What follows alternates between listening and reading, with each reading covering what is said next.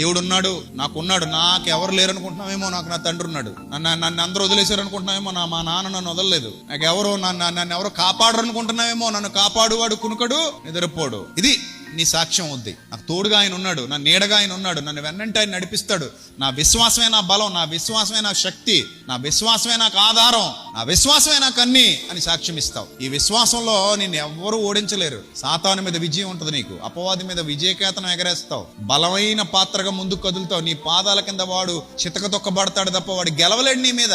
ఎందుకంటే నీలో ఉన్న ఆ బలం, విశ్వాసం నీకు ఆ బలాన్ని, శక్తిని ఇస్తా ఉంటది, ముందుకు తీసుకెళ్తా ఉంటది.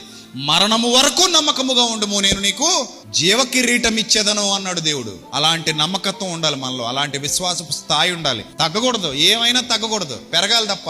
శ్రమలో ఓర్పు, ఓర్పులో పరీక్ష, పరీక్షలో నిరీక్షణ, నిరీక్షణలో నిత్యజీవం. దేవుని కృప, దేవుని కనికరం, దేవుని దయ నీ సొంతం కావాలి. అలాంటి బలమైన పాత్రగా నేనున్నానా లేదా, నేనున్నానా లేదా, అంతే. ఇంకే క్వశ్చన్ వద్దు నీకు. నేనున్నానా లేదా, నా భార్య, నా తండ్రి, నా తల్లి, నా బిడ్డ, నా చుట్టం, నా బంధువు, నా స్నేహితుడు, నాకు ఎవరితో పని లేదు.